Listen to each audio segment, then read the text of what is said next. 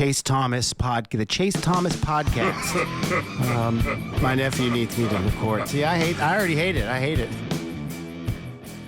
All right, hello, and welcome back to another episode of the Chase Thomas podcast, where I'm still the aforementioned Chase Thomas, coming to you live from Knoxville, Tennessee, Everything School HQ. Over there, old friend in Coreyton, Tennessee, Mr. Brent Hubbs, the night owl himself. We need to turn Brent Hubbs into a night owl. I don't know if Volquest media folks can do that, but I think that is something, Brent Hubbs, that we need to do, because Brent as a night owl, I think, is the caricature that the general's quarters needs more than ever.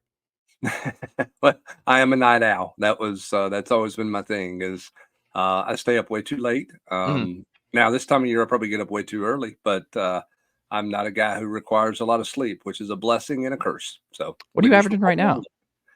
What do I average right now? Yeah, what's if you're getting up early and you're going out late? What are we looking at here, Brent? I'm getting up at 6:40. I get up about 6:45 every morning. What time are you going to bed? Sometime around 1 o'clock. Brent, that's not going to work. We're going to have to just that's not enough sleep. That's not going to work here. That's what it does. It's okay. Are you okay? Do you nap? No, not typically, but I mean, I've been known to steal a 30-minute afternoon power nap if something happens. But no, I haven't had I haven't had a nap this week, and I've been up at 6:45, and it's been midnight to 1 o'clock, somewhere in there when I go to bed. So it is what it is. Hey, well, I would like to go ahead and let you know, as you know, me being a big Hallmark guy, we talked about this in Hallmark season. My wife went away on a business trip last week, and one of the things she does not like is the Hallmark stuff. She's not down for it. And when I'm not watching sports and stuff like that, Brent, I went through the Aurora Tea Garden. You're really going to go down this road right out I of the don't gate. care. I have no shame. This podcast, and this is where you're going. I'm honest. We were talking about before we got started. Authenticity is paramount on this program and in my everyday life here, Brent. And I have no shame that Aurora Tea Garden with a nice cup of chamomile tea and my weighted blanket. It's one of my favorite activities. But the bad news is I finished it. She's gone. Like, she left the network and she's not finishing the movies. So I'm done. Like, it's over. So I was really, really sad. I finished them. They're all gone. But the good news is the story is there's a Matlock reboot coming. Ooh, is that right? I can't wait. It's gonna be good. Is that legit? I mean, I think it is, but yeah, we got Matlock, Atlanta's favorite attorney. I understand that, but I don't know about a reboot. I'm not sure about a reboot. Frasier wasn't bad. The Frasier reboot's not bad, and I love Frasier. I don't know if you're a Frasier guy. Not bad. Like Frasier. Cheers. I don't know if they could reboot that. I like Cheers. I love Cheers, but you can't reboot that one. No. I mean, what do you think better, Cheers or Frasier? Because I always go back and forth on this. I think it's Frasier. I was a Cheers guy, but and the simple reason Frasier was not my favorite character on Cheers. Who's your favorite? So, well, I love the original with Coach. You're way too young to ever see that one.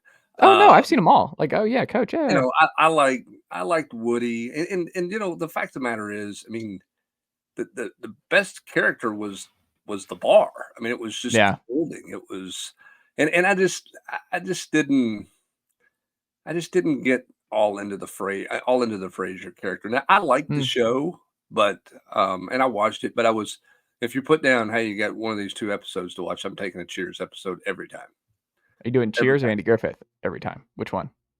Oh, Andy Griffith's different. I mean, that one, that's one of one for you. Yeah, I mean, that's interwoven in the fabric. I mean, that's just totally.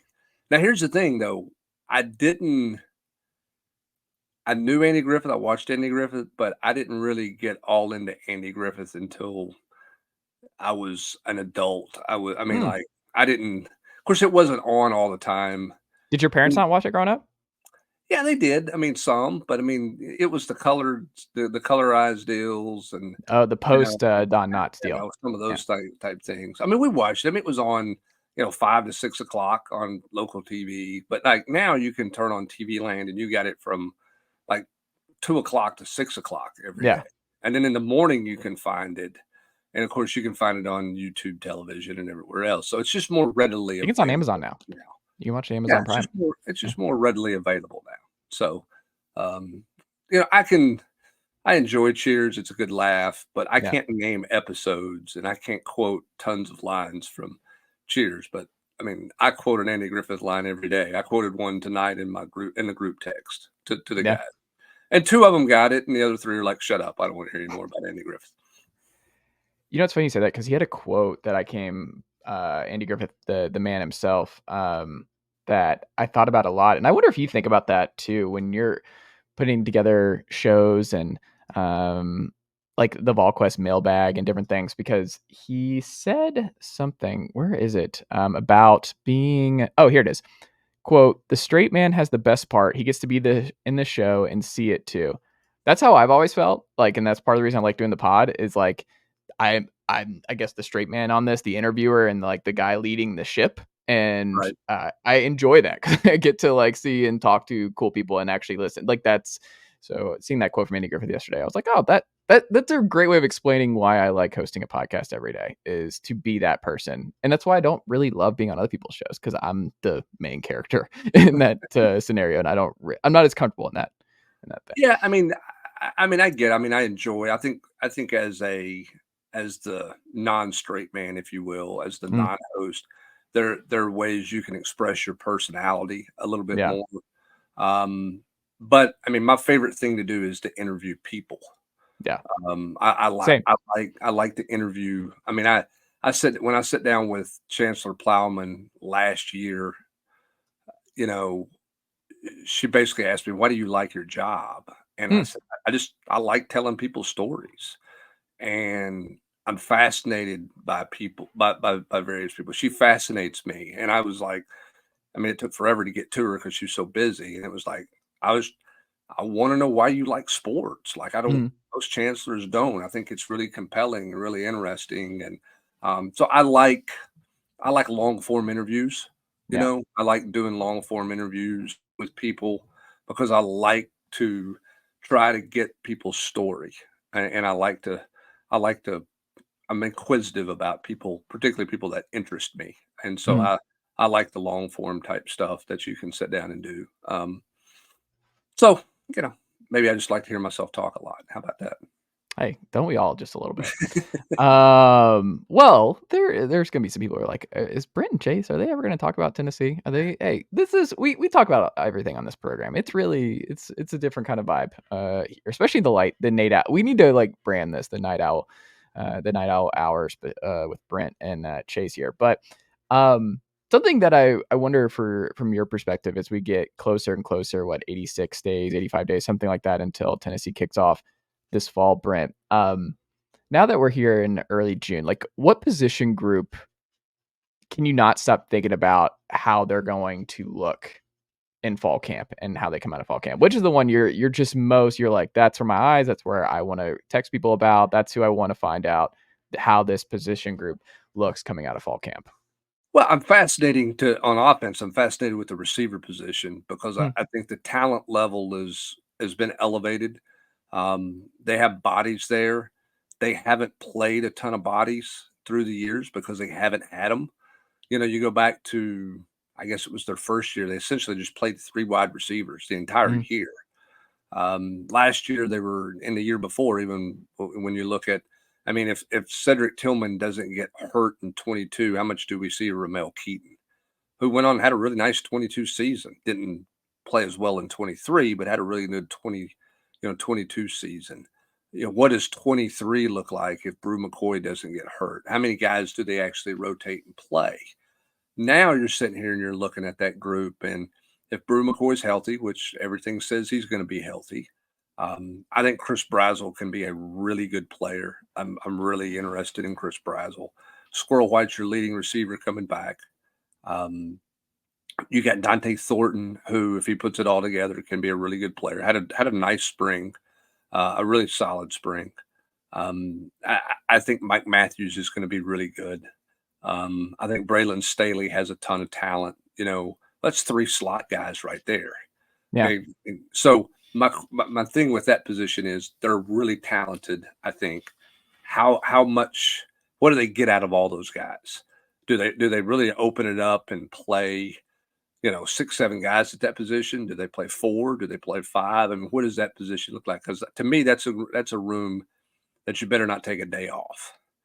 if you I mean, take that's it, one right where we could see someone who we expect to be a major factor, like you said, where they shrink the rotation because right, the guys they trust, like that room could have a lot of volatility to it. To your point of like it, it's so much about trust, and even guys who you think that they do trust 100%. If someone's outplaying them, like you said, you can't take it out. Like the snaps will change. Like they're not fearful in going and who's ever being the most productive and like, hey, Dylan Sampson, you missed a block. All right, gone. Like we'll see you next game. Like it's over. Like they'll make those kind of quick pulls. And I think it's interesting because like Brew McCoy to me in that wide receiver room, I think is the most interesting because he kind of him back, I think kind of makes that whole room a lot more interesting in terms of like playing time. Because I think it would have been pretty clear that it would have been Squirrel in the slot, Dante on one side, Chris Browse on the other, right? But with Brew in, it kind of clouds like, okay, is it gonna be Dante? Is it gonna be Chris Brazzle? Because I think a lot of fans are gonna assume Brazzle and Dante just did last two transfers, long, rangy, speedster kind. We saw it in the spring game. Brazzle is going to be more on the sidelines. Brazzle is going to be more of the contested catch. Like he's going to be a very different kind of receiver. Dante Thornton is just going to be what you hope he is going to be, is what you saw in the Mizzou game, like the downfield stuff and just be the Jalen Hyatt, just not in the slot, just on the outside is what you hope he is, which is why I still have said, I mean, and I'm curious if you agree with this, is like if Nico, and I think this is something that I think national folks are missing here when you see Nico as a top 5 preseason Heisman guy. If Nico is even close to what expectations are, fair or not for him nationally, one of these receivers is going to have a Jalen Hyatt type here. Like you can't have one without the other. So I think there's a lot of folks. So when I see stuff like the anonymous coaches talking about like, I think Nico's a really good player, he's gonna be this, that, and the other, but I just don't know if they have the receivers. It's like, well, that's not how it's gonna work. Like if in this offense, if Nico is going to be explosive and going to put up numbers, one of these receivers is going to have a crazy statistical season. Like they are going to break out and have a crazy year. And to me, it just all screams Dante has the highest upside in terms of the breakout candidate. Cause like we'll see with Chris Brazzle, but we've seen like year 2 is a big thing for receivers in this room. So maybe Brazzle's more of a next year guy than a this year guy, and he gets his feet wet a little bit. But I think Dante's really excited. I think he's really confident. I think he was turning the corner down the stretch last year. To me, I think it's Dante who strikes me as the most interesting coming out of fall camp, because I think some people might have written him off, but I can't. I think he's going to be a really good yeah. player. You know, I think what's interesting with Dante is Dante's got to show to me that he's more than just a vertical takeoff guy. Mhm. When you look at his career at Oregon, he didn't have a ton of catches, but he had a high yards per catch, Yeah. and he was just running takeoffs. He was kind of his production was kind of Javante Payton, right? It was just kind of okay. He had 2 catches in that game for 65 yards, and 57 of it came on 1 catch. Yeah. That was kind of his production. I think when you look at Chris Brazzle, the question is, can he handle the physicality in this league compared to what he played with at Tulane? Although Mhm. Tulane's obviously a talented team, they've been a ranked opponent or a ranked team. They got guys in the NFL. I mean, they've done some good things.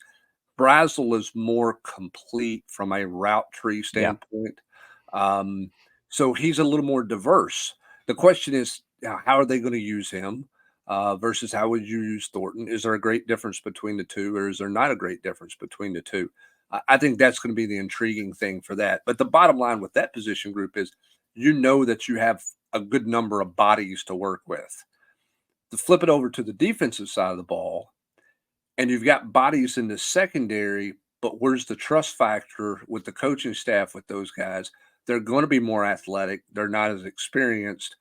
What does that collection of guys look like? I mean, when you sit here and look at receiver, like, okay, I believe these 5 or 6 guys can play. The question is, do they play all of them? Whereas on the Mhm. other side, it's like, who are their best 5? How settled are they there? And how deep can they go with that position? So I think those are the 2 biggest position groups, but for different reasons for me that I'm intrigued by as summer gets kicked off here. Yeah. I'm surprised you didn't, because I'm really curious about the safety spots, because I mean I think y'all talked about it this week about Will Brooks, and Tim Banks has talked a lot about Will Brooks, Mhm. the GQ. We'll see how it goes over the next few months here, because I think Will Brooks, I mean, in your estimation, because it's Jakobe Thomas, because it's Will Brooks, because it's John Slaughter, we'll see where he factors into after this summer. Do you think it's necessarily a cause for concern that spot hasn't been solidified? Or do you think it's actually a testament that, hey, they have a couple different guys that can go and any of those three will be able to handle this job, and that this staff deserves the benefit of the doubt on the back end there? Yeah, to me right now, it's Jakobe Thomas and it's Will Brooks, and I think the question becomes: does Jakobe Thomas in fall camp completely earn Tim Banks' trust as the safeties coach? Because we've seen through 3 years that Tim Banks is about the guy. I've got to have a guy back there that I know is not going to screw it up, Mm. and that's why you saw Jalen McCullough play 96% of the snaps, that Tim Banks has, led since he's been the defensive coordinator at Tennessee. And so I think the question becomes, where is Tim Banks' trust factor with Jakobe Thomas, with John Slaughter versus where it is with Will Brooks? He's made it very clear how comfortable he is and how much trust he has in Will Brooks back there. But Jakobe Thomas played a lot of football. I mean, a lot of football. He's an experienced guy. I thought he had a good spring. We'll see where that is at when you come out of spring. And certainly when you highlight the secondary, the safety spot is the big question, right? Because you got a pretty good idea where they're going to be, at the corners, and kind of what that looks like. At the star position, I think that's Jordan Thomas to start there, and then we'll see how much they work Boo Carter in and how quick that happens at the star spot. But the question is going to be the safety position, because that's a wholesale change there. Yeah. I mean, Wesley Walker's gone, Jalen McCullough's gone. Andre Turntime's really the only guy that's got any experience other than Will Brooks coming back. So that one's a question mark, because you're doing a complete turnover. Whereas this time next year, we're going to be talking about a complete turnover, or a big turnover on the offensive line, right? Yeah. Because Cooper's going to be gone, and Spraggins is going to be gone, and John Campbell's going to be gone. Dane Davis is going to be gone. So what is gone. what does that look like on your offensive line? And then, defensively, because they rotate so many bodies up front on the defensive line, yes, they're going to lose a lot of guys, but hey, Dalvin Hobbs is going to be a big part of everything a year from now, major part. They think Nathan Robinson's going to be a good player. So there's bodies there that are going to play this year to get some experience, because Rodney's going to play a dozen guys, 13 guys, so I don't know that there's going to be wholesale changes like we're seeing in the secondary. I mean, it's a completely revamped secondary. Now, Ricky Gibson, you feel good about that. You brought in McCoy to be your other starter at defense at corner, so you feel like you know who the corners are.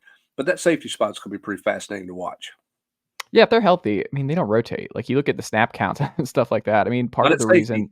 Not at safety, they don't. Now, Willie Martinez rotated. He played 3 or 4 corners last year. He rotated much more, but Tim Banks doesn't rotate back there. No, and that means, like, if it's Brooks right out of the gate, it's going to be a lot of Brooks from then on. And I mean, like, Brooks was solid. You look at the PFF numbers. What did you see, like, down the stretch? I know I'm putting you on the spot here, but, like, how much of it is just that, like, I think what's his name, Wesley Wright or William Wright? I always get it confused. William Wright. Like, they see former walk-on, and then everyone's fans just go to, why is he in the game, this, that, and the other.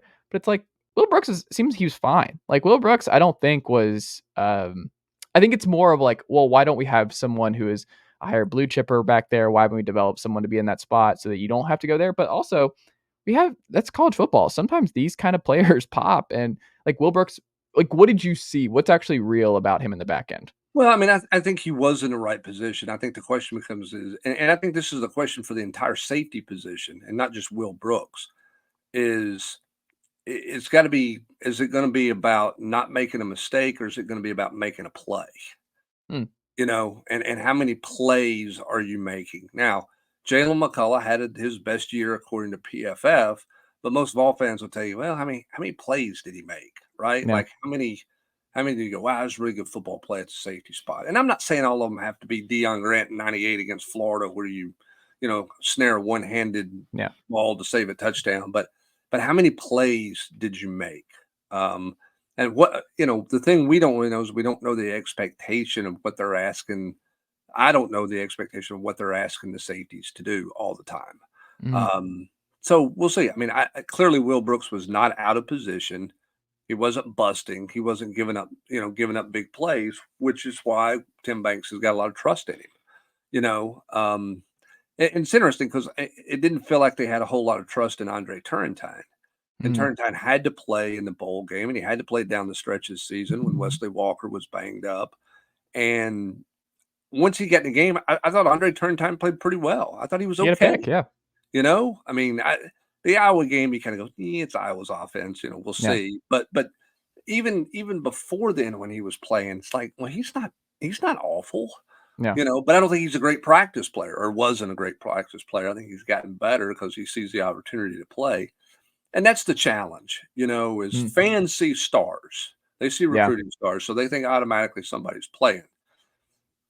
The flip side of coaches see practice, and nobody can be a gamer. Well, I've seen some guys who weren't very good practice players who are pretty good game day football players, so that you can be a little bit of a gamer, even though coaches don't want to acknowledge that because it belittles what they're doing, right? And so I think there's a balance for both sides a little bit. Not every 5-star is going to be a first-round draft pick. And there are going to be times where a no-star or a 3-star or a 2-star guy factors. I mean, really factors. I mean, Stetson Bennett just won 2 titles for Georgia. Yeah, that's going to happen. The flip side is there's also going to be guys who aren't great practice players, but when the lights come on, they're pretty doggone good football players. So coaches have to view that way. Fans have to view their side of it, like, not just because you had more stars by your name doesn't mean you're automatically better than the guy who had fewer stars by their name. So both of them, I think, get a little caught up in those two things, and it makes for some interesting fodder and some certainly interesting personnel decisions on who's going to play and who's not going to play. Who's the best all-time? We don't say bad, but maybe the biggest disparity between how they practice versus how they played for Tennessee football. Who's the best example of that you've heard? Wow, that's a great question. Who was not a very good practice player, but was a good, but was a good game day player? Boy, you put me on the spot with a pretty good one there. I don't know. I mean, I don't know that. I don't know that, and he's a great guy, and he's a friend of mine, and he might get mad for this. I don't know that anybody would classify Jamal Lewis as a great practice player. Huh. Now, here's the thing about Jamal. Jamal was so good it didn't matter. Yeah. Like, he got off the bus. You're like, okay, that guy can play. He didn't need to practice. Suit him up, let him go. You know what I mean? Yeah. So, I mean, there's some guys who were just, the transition for him was so easy that it was like, okay, we're good to go. I mean, but again, I mean, I go back, and I don't think Aaron Sears was a bad practice player at all, but it took them till November to play him as a freshman, and everybody's like, he's one of your best 5. He's one of your best 5. Well, he's got to know everything. He's one of your best 5. He'll figure it out. Play him. You know what I mean? Like sometimes it's like, well, they're not ready. Like Jamal, in 97. Well, he doesn't know the pass protection. Well, the guy beside him's a senior who's a genius when it comes to breaking down film. Just tell him where to line up. Yeah. And that's eventually what they did. Peyton, you tell him who to block and let's go play. And all of a sudden they became a much better football team in 97 when they got him on the field. Yeah. I mean, so, and again, I mean, some of it, sometimes there's some coaches who understand maybe you're not the best practice player, and it's like, okay, it's fine, but some of those coaches sometimes aren't the most attention to detail guys, I mean, and that's, and there's multiple ways you can skin that cat, if you will. I mean, David Cutcliffe, who's a dear friend, was the most attention to detail guy you'll ever see. Like, it was just attention. I mean, he was about, I mean, it was very laid out. Every practice, it was this, it was that. Everything had to be letter perfect all the way. Randy Sanders was more of a, I would call him more of an artsy coordinator, right? Like it Mm. was. I thought Randy Sanders never got the credit for being a really good play caller in-game play caller. He can make some really nice adjustments if things weren't going particularly well. But I wouldn't say Randy Sanders was the most attention to detail, practice coach. Yeah. Like it was a little bit different. And everybody's a little bit different that way, and I think that's what makes it fun and that's what makes it unique Seems is like that's what we're kind of getting with Golish and Halsey, right? To a degree. I think that's just more about experience, Mm. as much as it is anything. I mean, I think that, Golish reminds me a lot of Cutcliffe. He had an edge about him, Hmm. didn't, really high disciplinarian guy. That's how you were going to do it. That type of thing. I think Joey's got some of that in him, but Joey Halsley he's young. Yeah. He's young. He's the dog. smiling and everything. He's That the man is dog that happy all yeah. the time. Joey Well, Halsley's happy all the wouldn't you time. Have you be? ever seen him angry? But like 4 years ago, Joey Halsley was basically a GA at Yeah. Central Florida. Now he's making over $1 million a year. I mean, he's a little bit of the dog that caught the car, Yeah. like, hey, here we are. And I don't think he's a bad coach. It's just he's really young Mm. in doing this. Whereas I think Golish had a bit more of experience, and I think Golish's personality is a little more, certainly more brash. I think he's more, probably not as debatable. You probably don't debate with him as much about things. It's probably my way or the highway type deal. Yeah. And so, it's just a different personality, which is a little bit of a different style that way. So, Mm.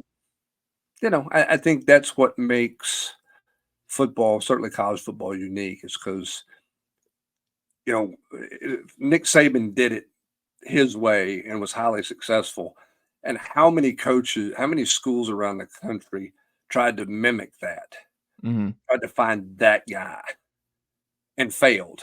Yeah. The same way in the National Football League, everybody was looking for Bill Belichick, right? Like, we've got to have Bill Belichick.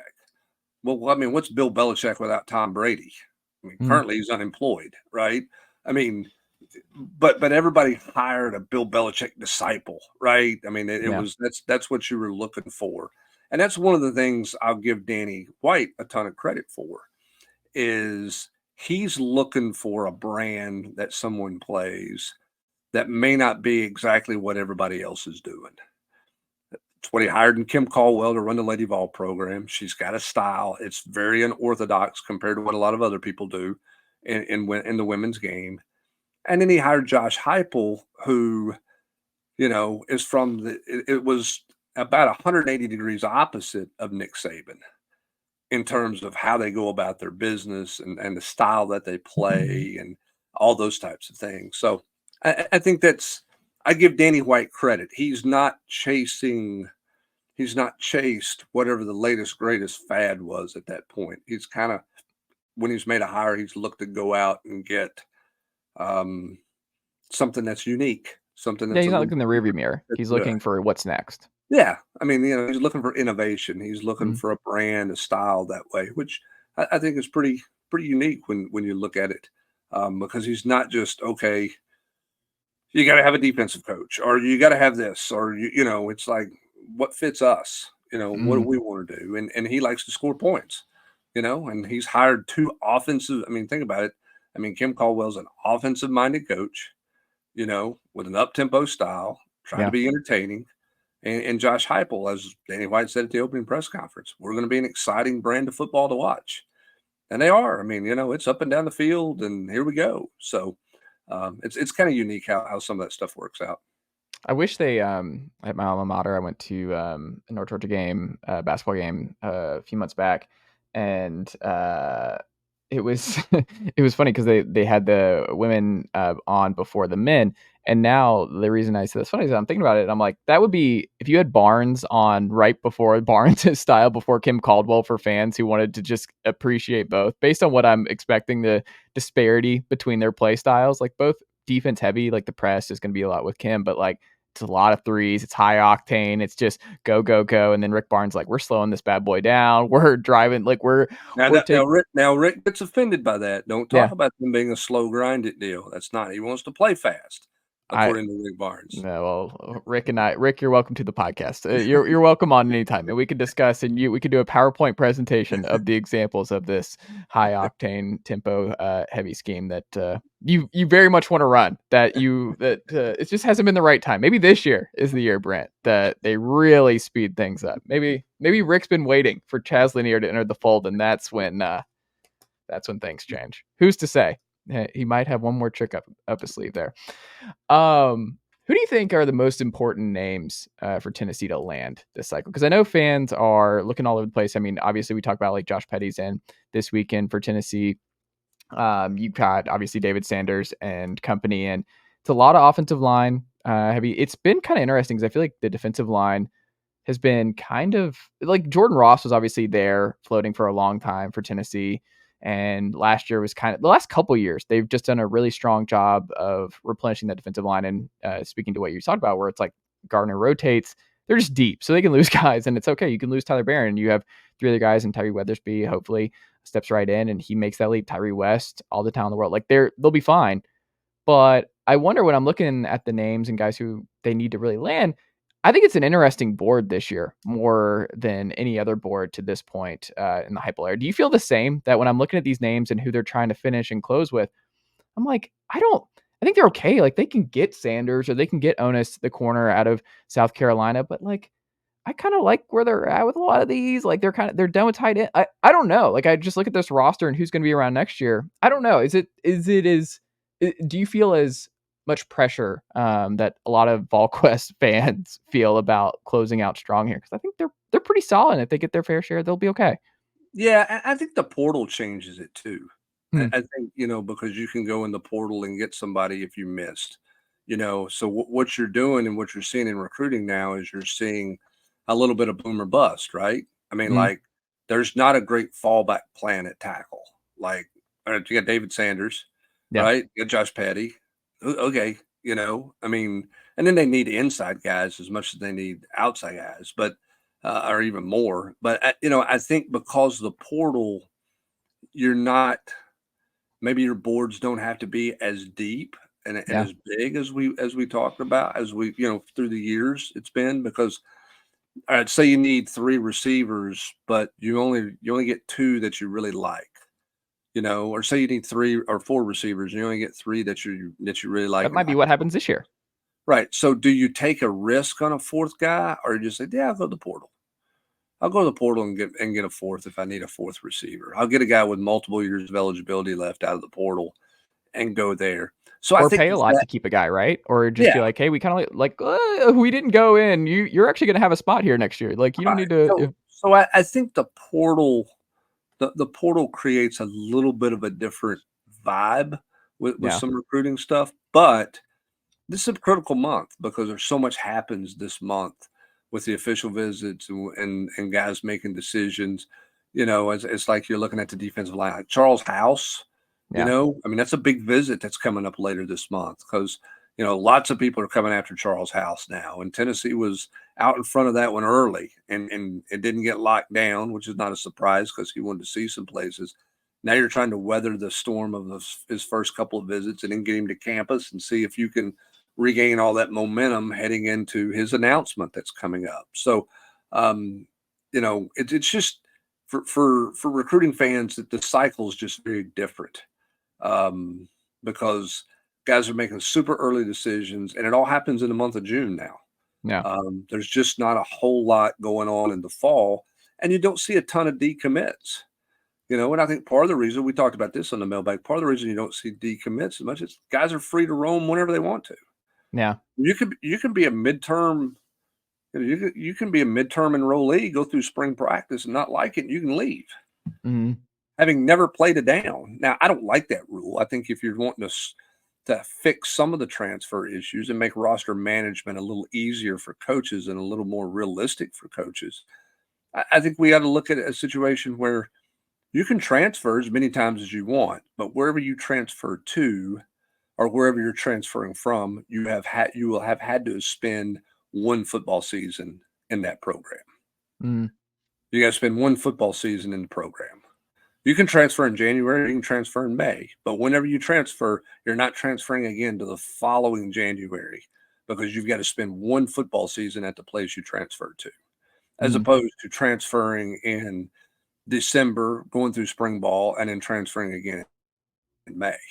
That's my opinion. I'm in the minority, obviously, on this, I'm sure, but I think that would make it easier for coaches, that you're not sitting there looking at like, all right, we've invested in this guy in spring practice, but he felt like he was running too much with the second team, so he's going to leave after we got him in January, Isn't that and interesting too, though? Like, Kamal Hadden's probably our best spring story in the Heupel era, right? Like the best spring transfer, I guess, at this point, would you say?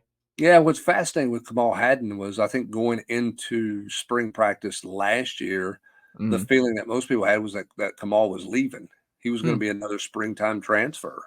He had, wild horse rider on the field, right? And seemed to be out of control, wasn't popular by anybody. And he went out in spring practice, and he was the best defensive back Tennessee had out there. Now, they had some guys beat up, and didn't go through, but he was the best corner that they had. And so we stayed around. And you look back at last year and you talk about the safety position, you talk about the secondary, and you talk about this, that. There were 70 yards difference in what they gave up when Kamal Hadden was on the field versus when Kamal Hadden was not on the field because he was hurt. Yeah. Go back and look. I mean, without Kamal Hadden, Kentucky's throwing it all around the place. But early in the year, Kamal Hadden, and I think Tim Banks could play defense differently. Roll safety coverage to the other side because you felt like that Kamal Hadden had one side covered, one-on-one by himself. And I think it changed some things when Kamal Hadden was not out there. He was a lot more valuable. And obviously he's really talented because he went and worked out for 3 days in a Chiefs minicamp and walked away with a multi-million-dollar contract as Yeah. as a 6th-round pick or whatever he ended up being. I mean, like, he clearly impressed them very early in the first minicamp deal, or OTAs, whatever they call them now, that he went through, and he got a deal out of it. Very talented kid who's matured a lot. I mean, I think he was playing really well when he got hurt last year, really well. And he handled I was in the building for the South Carolina game where obviously everything really turned for him in that way. But I think, what was it, Austin P? Or which one where he actually got booed by the fans when his name popped up? Which game was that? Was that Austin P? It might have been. I don't remember. But I mean, but yeah. To think about, that's where he was at one point, and I think people just really could not overlook. I think the Florida game was etched in stone for a lot of people, like the missed tackles and some of the stuff where it was just, I think that just like really, really stuck with people. And it's like week over week, it's like, no, Kamal's actually really good. And then I think the pick six in the South Carolina game was like, Kamal is a household name. And it was just, I think, a testament to Kamal to be able to handle that. Cause I think a lot of kids might not have handled that as well as Kamal did, to get booed by your own fans and your name comes up on the video board, and to kind of use that as motivation and fuel and just be like, nope, I'm just going to be the best corner, get drafted. Now I have a multi-year deal with the 2-time defending NFL champions, and it's pretty good. And he seems like he has like everything is all good on the Tennessee front with the fans and everything. So I don't know. I think Kamal, it's just one of those really, really interesting stories at Tennessee over the last several years. I think he might be the most interesting defensive player in the Heupel era, just in terms of where all the turns and that he kind of took here at Knoxville. Yeah. And again, I mean, I think that when you go and look at his production and you look at the defense's production when he was on the field versus when he wasn't, particularly in 23, it speaks for itself.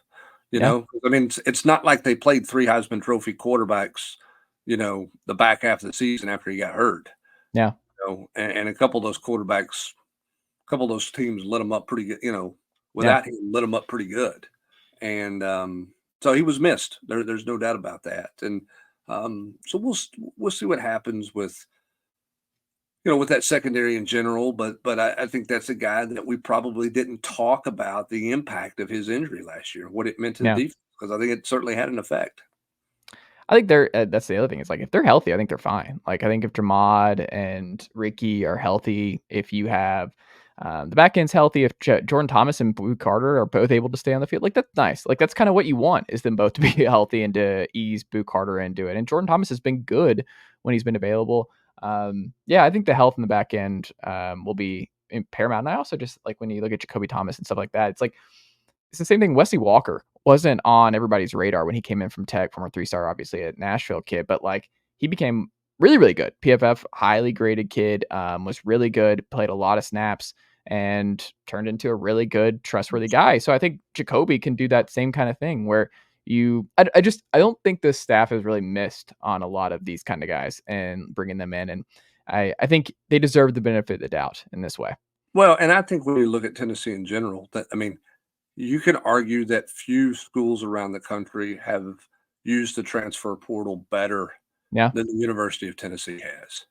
I mean, you can argue Tennessee's used it as well as anybody or the best of anybody in the country Mm. when you look at it. And I'm talking about in all sports.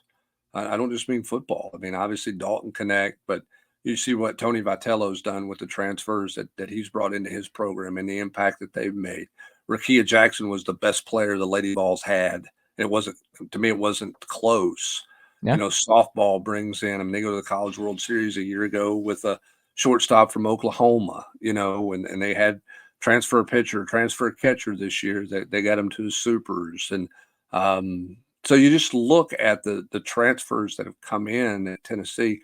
I think the head coaches on this in this department, in this athletic department, have embraced the portal. Maybe they don't love it, but they've embraced it to their benefit as well as any group of coaches has around the country. Yeah, I don't disagree. What do you think is the most overlooked important quality that Nico Iamaleava possesses? I mean, I think that his demeanor counts. Hmm. I don't think things are he gets too high, he gets too low. You know, physically, he can throw off platform and he can do things like that you're looking for. But I think there's a humbleness to him that probably Mm. surprises many. Yeah. He's the guy when he arrived a year ago, you thought, okay, big fanfare, here we go. Wraparound sunglasses, pajama pants, got his own line of merch, and okay, here's what you're dealing with here. He went to the back of the line and never flinched. Hmm. You know, I mean, when he came in, I need to learn. I'm behind all the walk-ons, um, and like to the point that people in the building, parents of other players would say, that guy's I mean, he's a really humble, really good guy. Because I Mhm. think everybody was sort of expecting something different, right? Yeah. I mean, we've had quarterbacks in the past, not at Tennessee, but around the country that were hot shots that arrived in a limousine for fall Mhm. camp, right? And that didn't set well with people. This guy just showed up and put his head down and went to work. And I think that has been an enduring quality for him in the locker room. Because Mm. let's face it, there's an NIL story there, right? We've all everybody's talked about it. He was kind of the first big NIL guy coming out of high school. You know, there was so much written about that, which could have been could be a locker room problem. Could have been a locker room problem. But he's never made, I mean, nothing about him is NIL, nothing about, hey, here's how much money I have. I'm flaunting this or I'm flaunting that. It's been, I want to be a good teammate. I want to learn as much as I can learn. I want to wait my turn. I'm not ready. I've got to go get better. And I think there's a quality to that humbleness that can help you emerge and be a really quality leader because he earned his way. There's Mhm. no one's going to feel like it was a gift. You know, a gift would have been handing him the keys the moment he arrived on campus. But he didn't want that. His family didn't want that. He wasn't ready for that. And so I think that's a quality few people probably recognize about him that gives him a chance to really lead a locker room through his actions more than his words. And I wonder too, I mean, you would know better than I. I mean, he seems kinda introverted. Like, he's very, laid back, and I wonder, do you think that's gonna be something that they talk about a lot? It's just that, like, maybe it doesn't matter because Dylan Sampson, high energy, Seems like he has all leadership qualities in the world. And I think people just misconstrue being loud or being vocal as leadership. Like, I think quiet leadership, like, I mean, I guess when we go through like to past Tennessee great quarterbacks and stuff, have you seen that there's a certain type of personality that actually matters, or do people buy way too much into how vocal? Because you see the stories of like Nico's learning to speak up more, this, that, and the other. It's like, well, what if he just is really good at his job and he doesn't, and the guys follow and they roll with him and they're good with his personality type. I don't know. I just wonder about guys who are comfortable in their own skin, like Nico seems to be, and just kind of laid back. Like, I don't think that's a bad thing, but I feel like quarterbacks always get that light shined on them if they don't have that raw personality naturally. Yeah, and I think it's one of those deals where the really good quarterbacks through the years, whatever levels, they don't have to do it in front of the camera. They don't have to do it in front of everybody on the sideline. I mean, how many clips have you seen of Joe Montana, who you can make the case is the best, or certainly one of the best, at the elite? How many clips are they of him screaming at somebody on the sidelines? Yeah. Now Tom Brady was a screamer, right? I mean, he would yell at people. I mean, he would get in their face and get after Peyton it. was. Peyton would do that, I mean, there was certain things like that. And so, yeah, I think that I think the worst characteristic of a leader is trying to be something that you're not. Yeah. And I've seen a lot of people, whatever position, somebody tells them they need to be a leader, and all of a sudden they become a screamer. And they haven't earned that right. They don't have the credibility to do that. It's like everybody's like, who's the next Al Wilson as a leader? I mean, Al Wilson's one of one. Yeah. Right. But that doesn't mean he's the only great leader the program's ever had. It's just Al's style was different, and it was very Al, and it Keenan was Peely might be very Keenan Peely, but that's a great leader on defense. Yeah. right. So, Keenan Peely's doing it as a 26-year-old, and Al was doing it as a 20-year-old, right? Yeah. What was your demeanor at 26 versus 20? Well, you're not even 26 yet anyway. You can't answer that question. Oh, hold on. I'm 33, Brent. The hairline would disagree here, sir. Let's just go ahead and say.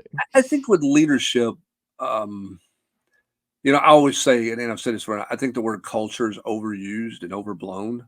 We talk about culture a little bit too much. I think culture is real, but I think it's just kind of become a catchword. I think leadership has always been that, because if you put 10 people out here and ask them about leadership, most of them would say somebody who's screaming. But there's a lot of really good leaders through the years who aren't losing their mind, right? I mean, what's the joke from the Tennessee fans? When something's going bad, Philip Fulmer's clapping on the sideline. But I'm telling you, he was a really good leader. No. His just demeanor about leading was different. It was a lineman's leader. It wasn't, a defensive player's, firiness or whatever, right? Like, because Will Muschamp's got blood going down his face on the sideline, did that make him a better leader than someone who was more quiet and about their business? There's just there is no cookie cutter. There is no, all right, I'm going to draw a great leader and here's what they look like, because it comes in so many different forms for so many different people. Again, the great leaders are true to who they are and their personality. They don't try to force being something that they're not. And I think that's the thing. The challenge for Nico has been to speak up more and to be more vocal, but it's got to be genuine or it's irrelevant. If he goes from that, all of a sudden, I'm going to become a screamer, but that's not really who I am, it's probably going to fall on deaf ears, right? Yeah. You got to be vocal, but you've got to be vocal within your own personality.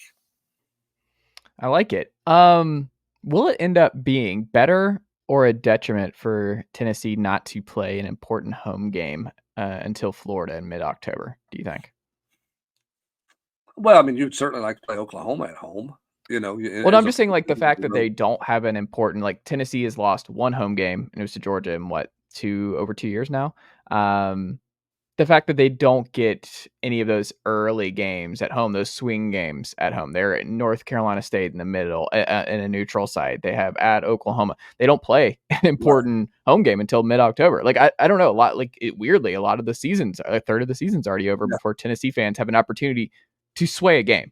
Like, because you got Florida 2 years ago early in the season. You got South Carolina at home early in the season before. You get LSU. I mean, that was on the road, but you get that early daytime. Right. Like, those little things can matter, I guess. And that's why I think I wonder, because home field advantage has been so critical for Heupel to not get an important home game until the middle of October. And also playing Florida in the middle of October is going to be weird.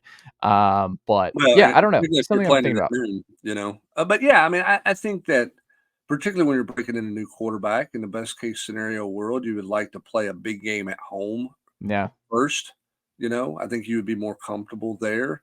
Now, I think one of the advantages that they have is not only Nico's personality, but you got a veteran group on the offensive line up front, which can help you. If Brew's back, you're pretty veteran there. Squirrels played a lot of football, right? So you've got some veteran guys. And then defensively, I mean, Keenan Peely may not have played a lot at Tennessee, but I mean, the guy's played a gazillion years of college football. You're going to rotate 12 guys up front who have all played in all kinds of environments. So, is it ideal? Would you prefer that you had a big game at home as opposed to your first big game being on the road? Sure, you would, but, you play the hand that's in front of you. And I can promise you that Josh Heupel, the bigger the game, the happier Josh Heupel is, whether it's home or away. He's not a big fan of the payday games. He likes the big stage. He likes those type games. Certainly you like them at home because they've been so good at home, but they got to be better on the road than they have been in those big games. And that test is going to come in a neutral site game in Charlotte against a media darling, a team that's an all-season darling right now in NC State. And then obviously you're playing Oklahoma at Oklahoma in their first SEC game when one of their former favorite sons is coming to town to coach on the other sideline. It's going to be a wild weekend in Norman. It's going to be a really interesting weekend in Norman. And I think the challenge for Tennessee in that game will be to get settled in as quickly as you can. Because Josh Heupel can downplay it all you want to. He's human. He's going to Norman to coach against his former school.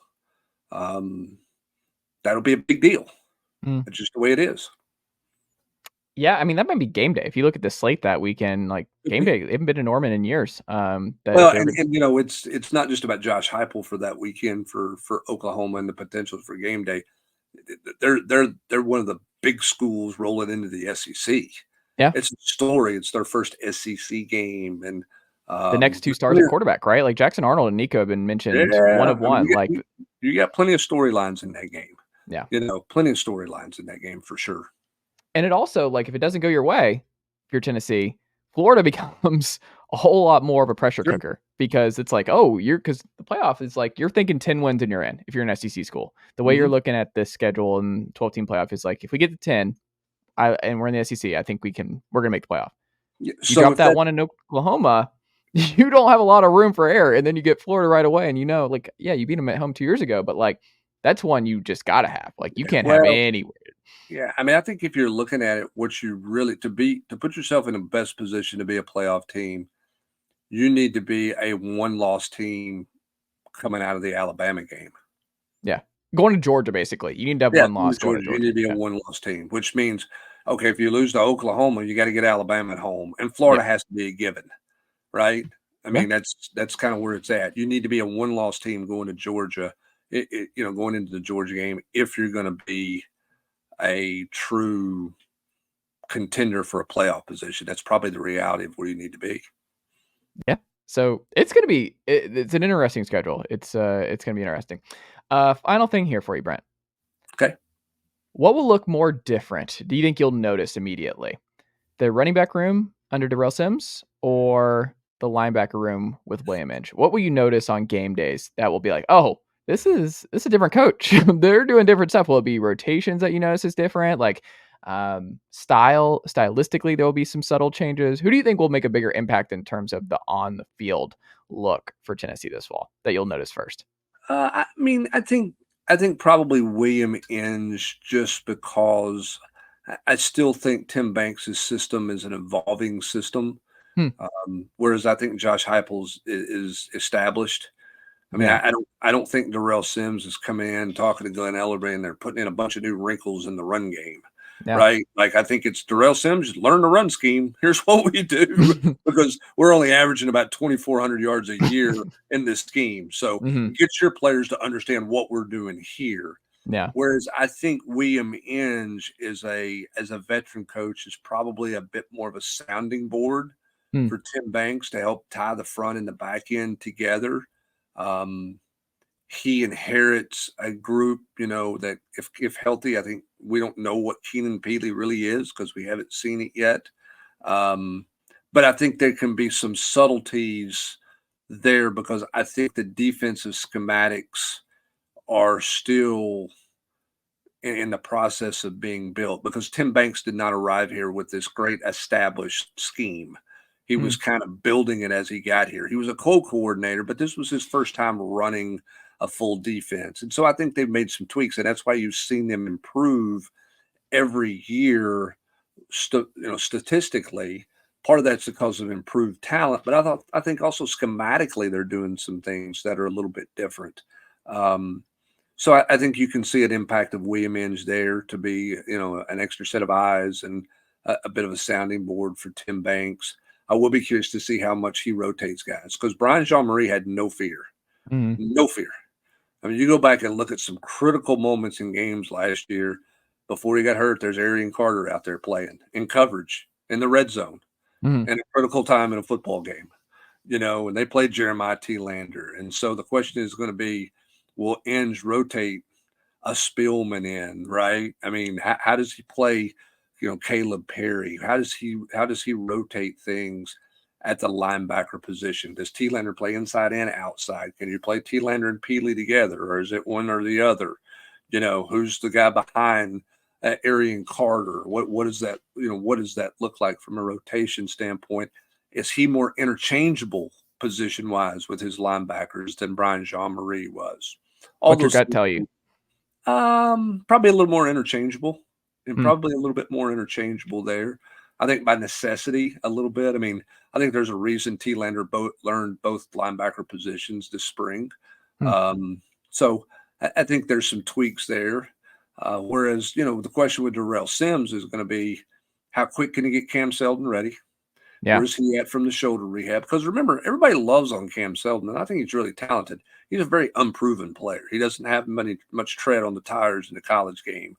And then how quick can you get Peyton Lewis ready? That'll be. Do you think that's real? Like as a freshman, that they're really like he's ready, like he should be a factor. But he's going to have to be. Yeah. You know what I mean? I mean, you're going to. I mean, I like Dylan Sampson, but I don't know that Dylan Sampson's going to tote the rock 27 times a game. Somebody's got to step in and help him. And is that going to be Cam Seldon? Is he going to be ready? When do you get Peyton Lewis ready? What does Deshaun Bishop do? So in some ways, there's probably more pressure on DeRail Sims because he's got to weather that storm early to get the guys healthy. And then he's got to really speed up the development of a Peyton Lewis, speed up the development of Cam Seldon to a degree. Whereas with William Inge, it's more about, he's got some guys that are talented who have some experience in some critical situations. It's just more about how does he rotate them and how does he use them versus Sims. Like, how well do you develop guys, particularly early in the year?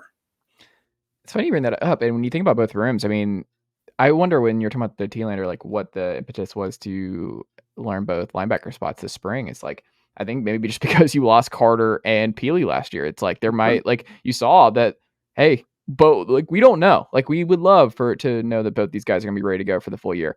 But if they're not, like you need to be ready to play either way, or we hope that you can go in for one or the other if they do get banged up and you're the first guy off the bench, that we don't have to worry about bypassing you because you can't do that other linebacker spot. Like I wonder if that's the impetus there. And I don't know. Like I think it's going to be really interesting, the linebacker room going into this year, because like you said, when they rotated, there was like Aaron Carter was obviously the big name, but like we'll see with this class. But it's not like there's I mean, you got Spillman, who I think like the dude is not afraid of contact. The spring game, like I think he's gonna be a fan favorite. I think Edwin Spillman is going to be someone that fans really, really like. I don't know if he's Al Wilson fan favorite, but there is something about Edwin Spillman and the way he attacks is on a football field is pretty energizing as a fan to see. I just wonder. And I think I think an X factor there is Caleb Perry. Yeah. Where does Caleb? What does William Inge think of Caleb Perry? Where does he think he can help them? Now he doesn't play, I don't think, both positions, but he's kind of been a package guy. Yeah. But what do they think of Caleb Perry? Where does he think? Where do they think he really factors in, and what kind of guy? What kind of impact can he make? I think that's going to be interesting to watch it at that linebacker position because I think he is an experienced guy who is a forgotten guy. Well, it's also like he's good with his role. Like, every team needs good role players. Like it doesn't matter. Like in the portal era, it's hard to have those role players and guys to buy into that. But I think a testament to Caleb is like, he's still around. He's still getting his spots. It's not like he doesn't play. He's solid when he's in there and he's good with it. Right. Like, I mean, obviously everybody would like to play a bunch of snaps and all that kind of stuff, but like, he's going to have a role if he's healthy and guys are going to get banged up. That's just football. Like there's going to be guys in and out of the lineup and he's sticking around. He's going to be, I think, in the top four, right? Like when you expect Caleb Perry to be in that top four. And if you're in that top four, I think there's enough injury stuff there going on that he'll play. I think Caleb Perry should play a lot this fall. Yeah. And I just think he's a guy nobody talks about, from a fan standpoint. So how does he play? Where does this coaching staff think of him? Obviously, he likes where he's at in his development because he didn't look to leave in the spring. It feels like he's in a situation where he can help and be a real factor. So it'll be fascinating to see what that guy looks like and how much he helps them moving forward. I love it. Brent Hubbs, what can the good folks, I mean, I know as we're wrapping this up, the war room will be up for you now. It might be up now. Who knows? We're finishing up. We'll finish it up here in just a second. We'll blame you. We'll blame you for any delays in the posting of it. It was my fault because of your 5-minute conversation about the tea leaves or what was the name of that show? Was your Don't pretend that you haven't watched it with your wife. I don't believe you for a second that you've never tuned into the Aurora Tea Garden mysteries. No, I have not. That's your homework, Brent. This is time because like once football season comes about, like it's over. I'm going to fail that homework because I'm not going to participate. You'll like it. No, expand your horizons, Brent. Enjoy these little. My horizons are very flat, very very horizontal, and I'm good with them. What's the last new show you watched or new movie you watched? Oh, I couldn't tell you the answer to that. What was the last movie you saw in theaters? Oh my God, I have no clue. No clue. I mean, I would say it's been 10 years plus. Since you've been in the movies? Yeah, I would say so. Yeah. Wow. Yeah. We have the Regal Pass. We go every week. Not a movie. Not a movie guy. I couldn't. Honestly, I'm not trying to be funny, but I couldn't tell you the last movie that I've seen in a theater. Wow. What's the last new show? Have you binged anything new? Like, is there anything in the rotation? I don't binge. What do you do, Brent? The mystery continues here with Brent Hubbs. You can't farm all day. You can't post on Volquest all day. I can get into a YouTube rabbit hole. Yeah. But I'm not binge watching a show. Now I've watched a lot of Big Bang Theory and a lot of Young Sheldon with my daughter. Okay. So she likes that show. I don't binge watch, but like sit down and watch 2 seasons or 1 season a night or anything like that. But okay. I've watched some episodes of those 2 shows pretty frequently. Okay. Outside of that, I mean, I get into YouTube hole. I'll watch a lot of concerts, covers that artists do. I'm a big fan of who does a crazy cover of a song. What? Yeah, I mean, I get into some rabbit holes about some music stuff. I'll do that. I'll watch old football games. I will. Okay. I'll watch some old stuff there. I'll get in a rabbit hole about some mic'd up stuff, with athletes. I really like the series of Football Life that the NFL Network has done. I don't binge watch those, but I'll find one of those in my YouTube travels somewhere along the way and catch into some of that stuff. I'll watch some interviews. If I need a laugh, I'll watch Seinfeld bloopers, because Okay. the bloopers are as funny, if not funnier than the show, probably funnier than the show. And like all seasons of the bloopers are online. You can watch all of them. And I think Michael Richards is fantastic. He was fantastic as Kramer with that character, and the bloopers with him and the other cast members are terrific. If I need a laugh, I can go into that rabbit hole pretty quick. So I spend a lot of time on YouTube, and I watch live sporting events, but that's about it. I don't have a TV in my office. I don't have a TV. Is that by design? I had one for a long time and I took it out. I can watch something streamed on my computer if need be. But yeah, I get more done. I'm more productive that way, I think. And just to have something on in the background that gets my attention. So yeah, I don't spend a lot of time on the O-tube. I don't watch a ton of television. Okay. Well, you kind of, I don't know. YouTube is like, you're getting away with it. You're one of those people who say, I don't watch a lot of TV. And then here they are. Reels. There's reels, right? Like I'm watching. Are you watching reels? No, I don't watch. Are you getting into the TikTok game, Brent? No. That's what people say. I don't really watch TV. I watch reels. I don't really watch TV, but I go to YouTube rabbit holes. Yeah. You're like, well, no, you're watching. I got into some Billy Joel concert stuff. Who? A week or so ago. Billy Joel? An artist named Billy Joel. He's pretty good. No, I couldn't take him out sometime. Yeah, not really my damn. No. Really? I'm not a Billy Joel guy. I don't really. So here's the thing. I don't like music really. I'm not a music guy. Like I could. Really? It drives my wife crazy. Like I remember when I was younger, my friends would just. I was the worst person to get in a car with because, like, I'm 22, 21, and I've got like the Bill Simmons podcast, like the BS Report back then. And it's like 11:30 at night and I'm like listening to a sports podcast, or I'm listening like really early on, or I'm listening to like Stuff You Should Know. And it's like how fireworks work. And that's like how I'm getting ready to go out and stuff. And like, how it's terrible. Fireworks work. Yeah. Like I love the how Stuff You Should Know podcast, where it's like, they explain like the origins of stuff, or like why something is. It's a great show. Free plug. But yeah, it's a Stuff You Should Know podcast. They talk about a different topic every day. But it's great. And you learn about all kinds of different stuff. But like, that's like, that was my jam. That's what I do. And I also like ride in silence a lot. Like I don't really, I get a lot of thinking done and planning done. And I don't know. I'm just kind of, I don't like music really. I do jazz if I do music. So I don't like music with words, especially. Like words drive me nuts. It's just who needs words in music, Brent? I'm good. Don't need it. Give me some jazz. Give me some Coltrane, Miles Davis. I can listen to those all day. Bill Evans Trio, like that. I don't know. So like when I get, like, I'll be, what time is it now? It's almost midnight now. I'll be in the garden in 7 hours, 6.5, 7 hours.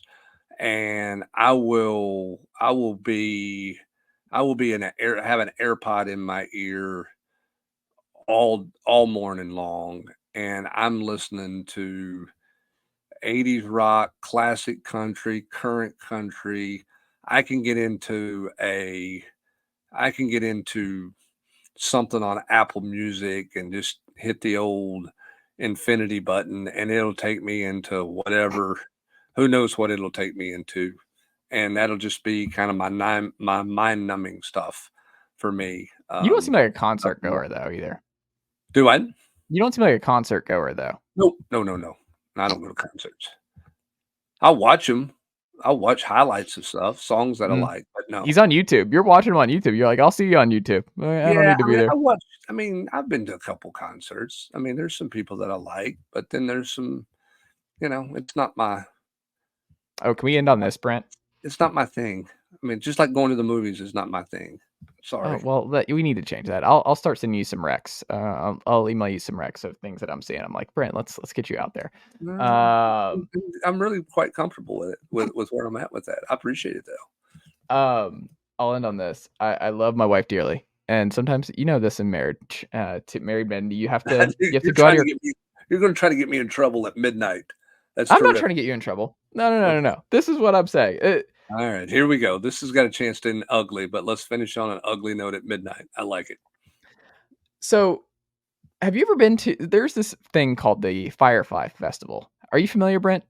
Yeah, I'm familiar with it. I've not attended it, but I am. You gotta you gotta win the lottery. It's kind of like You do getting have to win the masters lottery. practice, like getting masters practice round tickets. It's kind of what it's like. Yes, and it's in Greenville. Never been to Greenville, Brent Hubs. Didn't realize Greenville is like near the North Carolina border. And it's a Firefly thing. And I was looking online and my wife was like, it's a cool thing. And you go in a good attitude. You're like, Tennessee's going on. So I watched the first hour and a half and then we got to go over there and do all that. And I'm like, this is Saturday night. So this is what we're doing. I'm going out in the middle of nowhere to watch some Fireflies. All right, this is what's happening. Well, Tennessee's going on. Can't really see what's happening. Tennessee was up at the time. So I was like, they'll be fine against Indiana. But we go and Brent, like, there's no service. It got cold. Like, I don't know if you remember Saturday night, but it was freezing. We're talking June 1st, and I'm in a sweatshirt. We're getting blankets. We're bundled up. There's no service anywhere. You're out there. Like, I don't know how I'm going to get home in the dark because there's no lights. And I'm like, I don't know where I am. This is Greene County. Like, I don't know what this is. And we're like, whatever I had in my head about like what the Fireflies would look like, I'm thinking like thousands, like just right up in your face. You get really close to this high grass and everyone's over there, super nice people. Get over there and I'm just waiting. And no phones, no book. I can't do anything. I can't watch the game. I'm like trapped. I'm just sitting there and I'm putting on a smile because I love my wife dearly and she's really excited about this. And I'm screaming internally. Like, I can't believe this. Like, I'm losing my mind. I'm like, there has to be more. Like, what are we doing here? And there's like one that pops in. It starts to rain a little bit. So I'm cold and I'm just waiting for these things to just all light up and just all over where I'm like, oh my gosh, it's like the Northern Lights. What an amazing thing that I got to see here for. It's a lottery. It's a lottery, Brent. I'm talking like I could see this in my backyard. I was so mad. And you're stuck there for an hour and a half from 9 to 10:30. You're not allowed to leave. You're trapped, Brent. You're trapped. They don't let you leave. And then the lady in the middle, they come and they tell you, they're like, so just be careful. There's rattlesnakes over here. There's like all this stuff. I'm like, what do you mean? I can't see. I could step on a rattlesnake. What are you talking about? Like, what are we doing? And there's nothing that lit up. It was just little things. And I'm just, we got scammed. What is this? It was one of the worst experiences I've had in a long time. Love my wife to death. That was terrible. And I felt so bad about how much I hated this experience. Where like, Brent, I'm talking like 17 total Fireflies popped up here over an hour and a half. Do you know how, like, you're just staring off into the abyss, waiting for these things to happen. It's like being at the movie theater where it's all black right before the movie comes on. It never comes on. You just sit there and you just look at each other and you're like, is this gonna happen? And you're cold because somehow it's cold in June, Brent. Who said it could be cold? In the Cherokee National Forest, fighting for my life. It's terrible. I cannot believe it. Not a sponsor, never will be. I'm so comfortable in my YouTube hole at home in my office. Life's good. All good. We're good. I can't recommend it, Brent. Don't let your wife talk you into that ever. She's like, hey, I heard about I put us in the lottery. Don't go. No. Don't go, Brent. Well, first, yeah, she's not gonna put us in the lottery anyway. So Okay. I don't have to worry about that. We got lightning bugs out here on the farm. Brent, there were like 17. I'm thinking like if it's a lottery, like it's this amazing, like just unbelievable. The lights come on, they all come flying up in the air, and you're like, whoa, what a marvel! What a marvel! No marvel. Just pain. But the good news is you got that checked off your bucket list. I got the t-shirt. You don't have to go back, right? I'm not going back, Brent. So what's next on the bucket list? We're going to Hawaii next month, so I'm going to see what I get dragged to in this one. But because there's two types of travelers, right? Vacationers, the ones who want to sit around and read and hang out by the resort, and the people who want to go out and do things. Are you that person? I'm gonna go do. Yeah, that's the worst. We can't vacation together, Brent. Sorry, off the table. Can't do it. So we went to Destin, and I took me and my 2 kids and my 2 nephews, and we went out on a boat for 12 hours, 55 miles off the coast to fish all day long. That was one of our days of vacation. That's not vacation. That's work. That's a whole day. We played golf one day. That's okay. You know, I mean, yeah, I mean, I'm not, I don't need a chair and a Contigo cup and a good book out in the sand. That's, Oh yeah, dude, that's what you need. you're not traveling 5 time zones away to sit down with your chamomile tea and a nice That's book. exactly what I'm doing. No. I just want to do that in different different locations. Let's just do that. Me do those in different locations. Yeah. You can do that. You can do that with a 6-hour car ride and save yourself thousands of dollars. If you're going to Hawaii, see all you're supposed to see in Hawaii. I'm not letting my wife listen to this portion of the podcast. It's out. I'm editing this out, Brent. Well, if she's booked this trip, yeah, and you're not on an excursion every day, then she's failed in the booking of this trip. Excursion? She's got excursions for you. You're going to see a volcano. You're going to tour parts of the island. You're going to do real. I'm not Christopher Columbus here, Brent Hubbs. I'm not over here just like trying to figure out what's what. You're not going to spend a day traveling to go put your toes in the sand like you can put them in any sand 6 hours away from your house. I'm going to do it, and I'm going to enjoy it. That's what I'm going to fight. In the sand, but it's in the process of going somewhere, not to stand there and look at it. I will say, I saw the time back. Have you been to Hawaii, Brent? No. Okay. Well, I didn't it's cool when you're going because you're time traveling backwards where you're like, oh, I got extra time when we get there. We're leaving 8:30 in the morning their time. I get back 1:30 a.m. Tennessee time. The whole day is gone. Like I will be traveling, and it's a long trip. It's a long trip, Brent. It's a long trip back. It's as long from San Francisco to the island as it is San Francisco to Knoxville on an airplane. Yeah. It's going to be. It's a once. Hey, you should be out of books to read by the time you get there anyway.